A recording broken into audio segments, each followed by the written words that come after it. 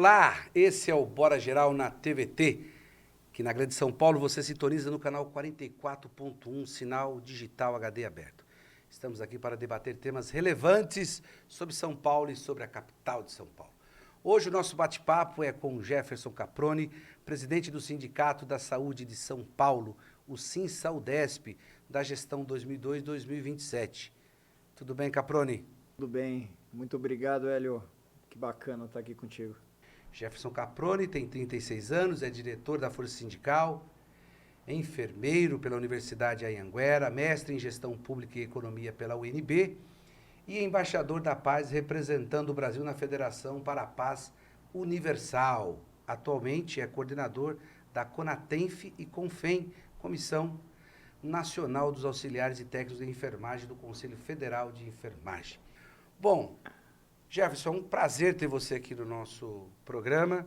Estava ansioso pela sua participação, porque você está com uma atuação muito importante aqui no município, no estado, mas no município de São Paulo, especificamente na relação aí com a saúde, que é tão importante para as pessoas, para os nossos munícipes aqui da capital.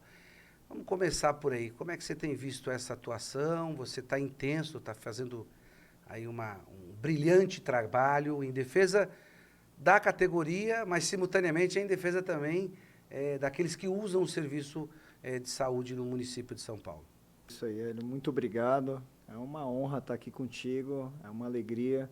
A gente sabe que é uma luta constante a saúde, né?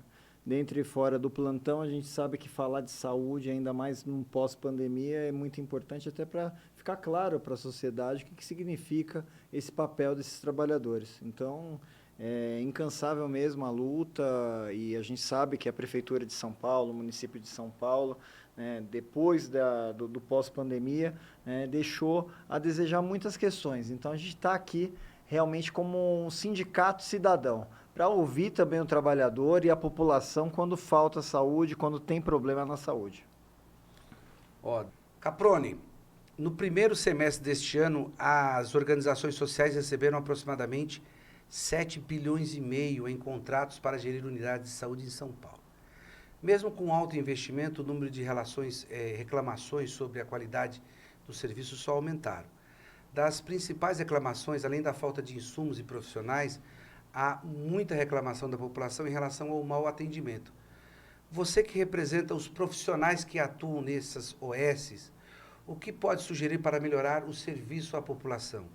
E os profissionais como ficam nessa estrutura? Bom, o problema maior hoje que a gente está vendo, Hélio, é a questão da má gestão. A ineficiência realmente de como tratar esse contrato de forma ineficiente. E muito que se traz para nós a aprovação, muitas das vezes, de OSs que muitas vezes a gente não vê, numa referência em saúde. A gente está vendo agora a questão aí na Brasilândia da IMED. É uma instituição que foi do dia para a noite aí, supostamente colocada e aprovada para disputar uma eleição, uma licitação, onde nós sabemos que o serviço está lá parado há algum tempo. Esse hospital ele foi feito no período da pandemia e foi colocado realmente sem média. Agora, o que fazer com casos como esse, a falta de ineficiência em gestão, é isso que eu entendo. Porque, na verdade, não adianta eu ouvi uma vez você falando sobre isso e faz todo sentido. Não adianta colocar uma pessoa para administrar e não saber tocar a questão da saúde. Então, esse contrato hoje e muitos outros que a gente está vendo aqui no município de São Paulo, nos traz chama atenção e preocupa, O que significa realmente tocar com esse dinheiro todo, até porque nós temos superávit em cofre da Prefeitura de São Paulo. Então, não faz sentido utilizar um serviço baixo com questões que envolvem aí a precarização para entregar nada para a população. Falta insumo, falta medicamento, falta muitas das vezes até mesmo a questão do leito, Então, o que significa isso, em São Paulo? Hoje a gente está muito preocupado com essa questão. E o trabalhador está lá, preparado para atender, né? Um trabalhador realmente capacitado, competente, mas que precisa realmente de uma gestão. Alguém para gerir e fazer aquilo que ele precisa. E um problema que a gente vê também, Jefferson, é a questão da fiscalização dos contratos, né? Quer dizer, o contrato, o trabalhador que está lá, né? Enfim, ele está cumprindo um expediente, ele está a serviço da OS que o contratou, mas aquilo que aquela OS contratou, quantidade de profissionais, isso não tem. O próprio TCM já falou que a prefeitura não tem como fiscalizar. Quer dizer, aí parece que vai ficando na conta, né, dos trabalhadores essa responsabilidade. Então, se a pessoa vai lá e não encontra um médico, não é culpa do profissional que está lá. Qual é o contrato que foi feito para aquela OS? Você entende isso também? Para aquela UBS, desculpa, para aquela AMA, enfim, para aquela AMA integrada? Isso é o que mais questiona hoje, né? Quem é que fiscaliza? Se hoje a gente tem um controle social que está totalmente amarrado, que não pode fiscalizar o executivo. Hoje a gente tem um contrato de OS em São Paulo que realmente precisa do olhar da população. E nós que somos o controle social, o movimento sindical, os órgãos políticos também, por exemplo, vereadores também nesse momento, questionam muito, né, o que acontece lá. E quando a gente manda um ofício para a prefeitura, ele nos dá realmente ali uma canseira. Ele não nos dá retorno, ele não mostra o que está sendo feito. E, claro, tem que ser transparente, né? O que nós queremos enquanto trabalhadores, movimento sindical, controle social é a transparência. E hoje o que a gente vê realmente não é isso.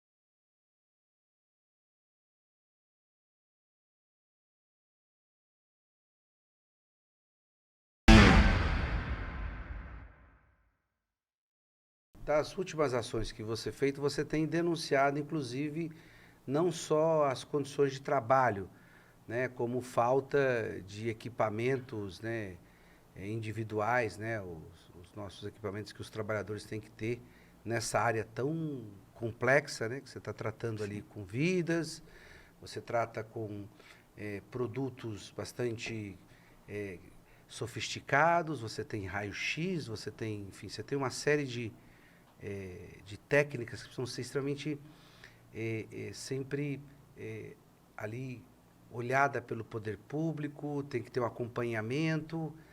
E da última que você mostrou foi o estado do Hospital da Brasilândia, né? Um hospital moderno.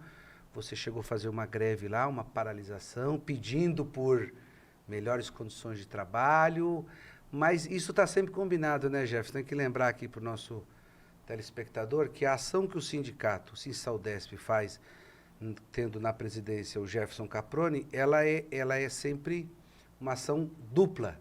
Ela defende os trabalhadores, mas também denuncia para a população as condições que estão os hospitais.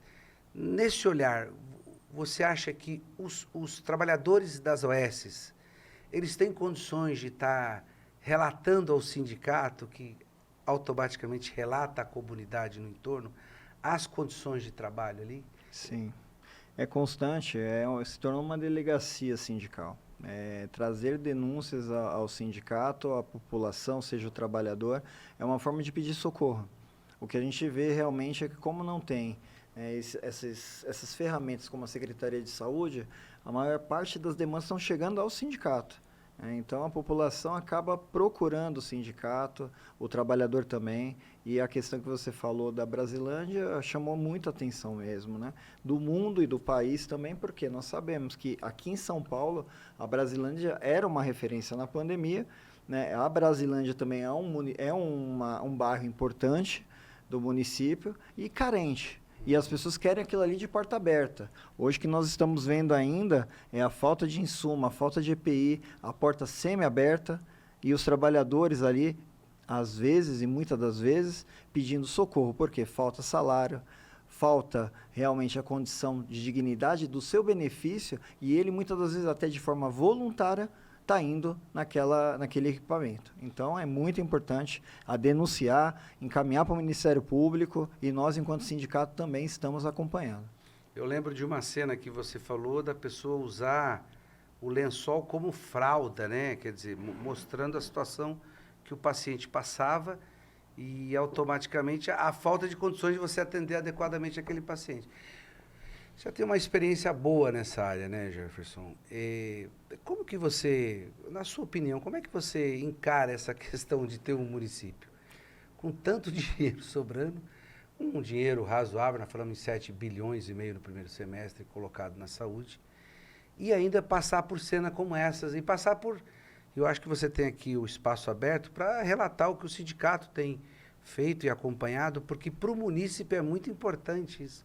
Ele já vai sabendo e já vai falando, olha, por que tudo isso que o sindicato está denunciando não está sendo corrigido, digamos assim?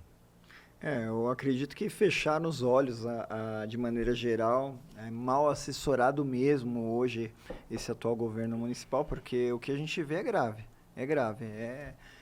Na verdade, um crime à saúde pública, quando a gente fala de ter que forrar uma pessoa com um lençol, né, utilizando uma fralda de pano, né, porque isso é grave. Quando você tem dor e você não tem um medicamento adequado, então estou falando de falta de dipirona, foi isso que chegou para nós. Imagina uma pessoa com dor, num nível de 10 de score, né, dor elevada, e você não tem um medicamento. O médico ter que, muitas das vezes, chegar no seu local apropriado ali, ou digno, na verdade, ele esperava que era digno e não tem como atender, né, fazer um tratamento clínico. Então, é grave. Eu tenho 18 anos na profissão e eu nunca vi isso. Depois de tanto tempo a gente vê algo nesse cenário, dizer que realmente não precisou passar uma pandemia, não precisou passar tanta coisa para fazer uma reflexão do que é a melhoria da saúde pública, né? Então, eu acredito que o executivo tem que ouvir mais. Eu acredito que a prefeitura, o Ricardo Nunes, ele não está ouvindo a população. Não é legal e não é bom, né? E não queremos isso, de fazer polêmica com um assunto desse. Mas quando a gente encaminha algo como esse, tem que ser ouvido, tem que ser tratado e tem que ser realmente executado. Agora, hoje o que a gente vê realmente é uma falta de gestão pública. Vamos falar da Brasilândia, que você está ali para e passo, né? Desde do momento da paralisação. Primeiro, se o município gasta 7,5 bilhões, vai para quase 15 bilhões no ano na saúde, por que vocês pararam lá? Por que vocês fizeram greve? Qual foi o motivo? E aí nos trouxeram que o atraso do pagamento dos trabalhadores, a questão da falta de transição dos contratos, era porque o Tribunal de Contas estava analisando. Só que, uma coisa é a burocracia do dia a dia, outra coisa é você na ponta, cuidando, tratando do próximo. Uma coisa é ser político, outra coisa é ser técnico. Então não faz sentido. A gente foi lá porque os trabalhadores, de maneira geral, estavam realmente ali numa situação precária. Inclusive, hoje, na verdade, está tendo uma transição na Brasilândia e até esse exato momento estamos aguardando aqui, né, o posicionamento da prefeitura, o que significa essa transição justa, né, o que significa realmente atender com qualidade, né, esse equipamento. Mas ainda não temos nenhum retorno da prefeitura. Mas vocês fizeram greve porque não pagaram os salários. Exato. Que não depositaram o 13º. Que você até relatou uma vez que não pagaram o vale transporte. Falta de vale transporte. Mas a prefeitura não pagou a OS? Exato. E a OS não pagou os trabalhadores. E o que é mais assustador? 300 e quantos leitos tem a Brasilândia? Se for 300, mais de 380 mais leitos. 380 leitos. Isso.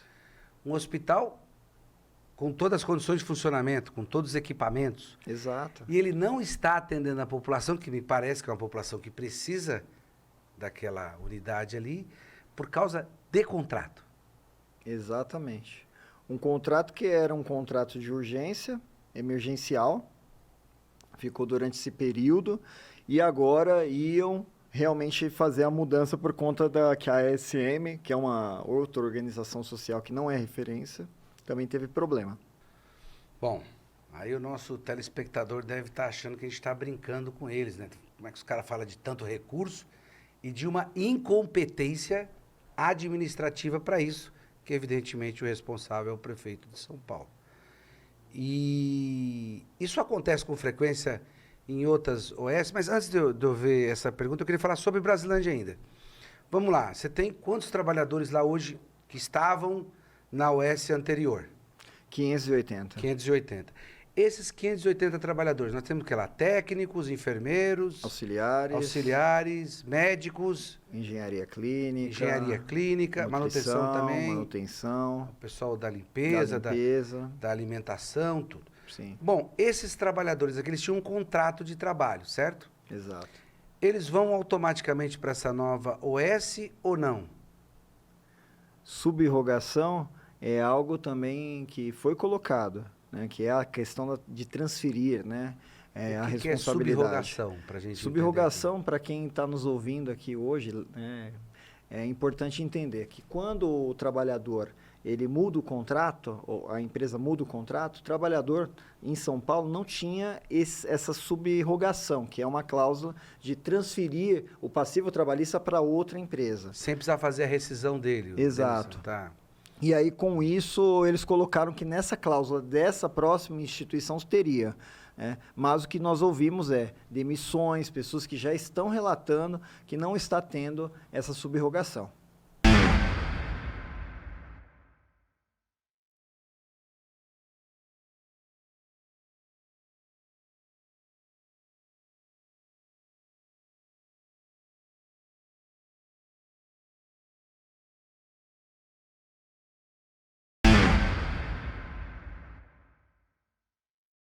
Então, esses 580 trabalhadores não têm a certeza que vão continuar no Hospital Brasilândia. Deveria. Na verdade, aquilo que está lá na cláusula é subrogar, mas não tem. Não tem, na verdade, uma certeza. Por quê? Porque há uma arbitrariedade na hora das demissões. A gente vê trabalhadores que chegam para nós, seja cipeiros, seja trabalhadores de estabilidade também gestantes, mas nos noticiando que eles não estão atendendo, que eles preferem pagar a indenização do que manter eles lá. E claro, a gente sabe que o período de rescisão, né, dos 10 dias é um período que fica em haver. Nós não sabemos, depois da reforma trabalhista, se eles vão atender da forma correta. Porque o que chega para nós todos os dias no sindicato é que eles não estão atendendo o período da subrogação. O período de estabilidade, o período de rescisão. Então, hoje o nosso sindicato também está fazendo essas revisões dia a dia para analisar o caso do trabalhador. É muito complicado hoje no nosso sindicato que nós estamos passando, fazendo o RH da prefeitura. Vamos entender essa subrogação, porque aqui eu acho que está um X da questão importante que acontece em todos os contratos de OS quando são alterados, né? Vamos ver o seguinte aqui, eu tenho aqui um auxiliar de enfermagem. Não, o piso da enfermagem que é uma luta muito importante que você tem feito ao longo dos anos. Quanto que está o piso da enfermagem hoje? 2.300 para auxiliar, 2.300 para auxiliar. 3.375 técnico, 4.770 o enfermeiro. Quando entra uma nova OS, nessa tal de subrogação, que é você não fazer a homologação e manter o contrato de trabalho, mas só com uma nova empresa. Esses salários, vamos supor que o cara não está mais no piso aqui do auxiliar, que ele está 2,5. Quando essa outra entra, ela mantém esse salário? Hoje não. Hoje a gente não tem. Hoje, na verdade, a gente tem um descumprimento da convenção coletiva em São Paulo das OS. O que a gente vê realmente eles rasgando a nossa questão que envolve a convenção coletiva. Então, o que nós temos que debater todas as vezes com o Ministério Público e Mediação é o descumprimento da questão que envolve os itens de cláusula social e econômica. A luta nossa é muito grande para a gente manter a questão do salário, do piso e também das questões que envolvem a dignidade do que está convencionado aqui em São Paulo. Porque hoje a maioria dessas OS, elas vêm de outros estados e vêm com uma referência de outros estados. Então é uma grande luta que nós temos que enfrentar muitas das vezes na justiça. Então eles não mantêm essa tal de subrogação aí? A gente defende o item, mas eles não. Então eles não mantêm. Na prática eles reduzem, eles propõem ao trabalhador reduzir o salário dele. Olha, quer continuar aqui no Hospital Brasilândia? Você vai ganhar, se você ganhava 3.500, vai ganhar 2,5. É isso, ou então nós vamos ter que te demitir porque você não aceitou as nossas condições. Sendo que o contrato da prestação de serviço da OS deve ser muito parecido com aquela que saiu, não é isso? Exato. Então, é mais um item Hoje se a gente for perturbador, né, Jefferson, isso aí, né? É perturbador e, claro, se a gente for ver, analisando tudo, a gente está falando de uma Brasilândia, em 2021, que tinha Iabas, que foi uma organização que se tornou massa falida, né? Teve problemas lá com o Witson no Rio de Janeiro, etc. Né? Aí depois disso, 1.300 demissões. Dessas 1.300 demissões, nós, enquanto sindicato, fomos até o hospital para fazer uma manifestação, e dessa manifestação saiu realmente uma rescisão digna para esses trabalhadores que ficaram 60 dias sem seus pagamentos. E a prefeitura não queria pagar. Né? Nós tivemos que entrar com uma ação contra a prefeitura. Mas a prefeitura já tinha pago a OS. A prefeitura tinha feito ali, né, supostamente, os bloqueios, mas que o trabalhador não recebeu. Né? O trabalhador, estou falando de mulheres, 1.300 mulheres ficaram 90 dias praticamente ali sem seus vencimentos. Então foi grave o que aconteceu. E o sindicato teve que entrar realmente nessa luta, porque senão não ia receber. Então, hoje, o que está acontecendo na Brasilândia é o receio e o medo de acontecer o que aconteceu lá atrás. Esses trabalhadores ficaram seus vencimentos. Então, novamente, será que vai acontecer isso? Então, é grave. Né? O que nós estamos preocupados não é mais do mesmo. É acontecer o que sempre aconteceu no município de São Paulo, no Hospital da Brasilândia. Né? O que nós queremos é a melhoria daquela unidade. E, claro, para isso a gente está cobrando, né, o poder público. E, claro, é a obrigação dele. Né? Senão ele está prevaricando a situação. E prevaricação é algo criminoso. Né? Criminoso.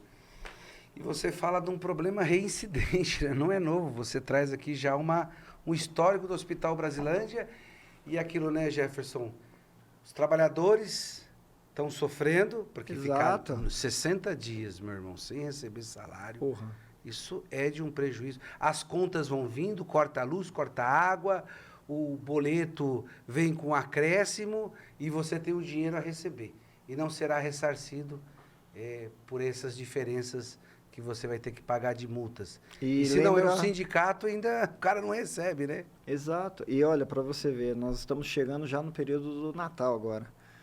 Me lembro que na mesma época, ano passado, essas pessoas estavam sem realmente condição de levar comida para casa, dignidade. A gente teve que fazer entrega de cesta básica para essas pessoas. Entregar para elas um pouco da dignidade, porque ficou ali, naquele período, sem salário. E a gente está voltando, mais uma vez, nessa mesma situação. Quando vai chegando perto do Natal, do Ano Novo, a gente vai lembrando, né, que essas pessoas merecem. E agora, mais uma vez, será que elas vão receber o 13º no dia certo? Jefferson Caproni, meu todo respeito ao seu trabalho, fundamental para o município de São Paulo, fundamental para os trabalhadores e fundamental para uma educação, para uma saúde muito mais eficiente, né? Que não caia no lombo dos trabalhadores as incompetências do poder público. Eu queria que você, nos próximos minutos, desse o seu recado e muito obrigado pela sua participação. Quero agradecer, Hélio, mais uma vez, e todas as pessoas que estão assistindo, gratidão. Nós da saúde, da enfermagem, de maneira geral, a gente está aqui para entregar o melhor de nós na assistência. E hoje, um grande desafio a gente está enfrentando no município de São Paulo, porque não acabou, né, supostamente, aí o Covid, não acabou questões que importam para nós sobre o tratamento do paciente, mas, nesse momento, a gente precisa unir forças, entregar o melhor de nós, e o que eu sempre falo, né, para que a gente possa fazer o melhor, é sempre com união. Então, gratidão mais uma vez, Hélio, e obrigado por esse espaço, por esse canal tão importante para o munícipe, para os trabalhadores e para toda a nossa sociedade.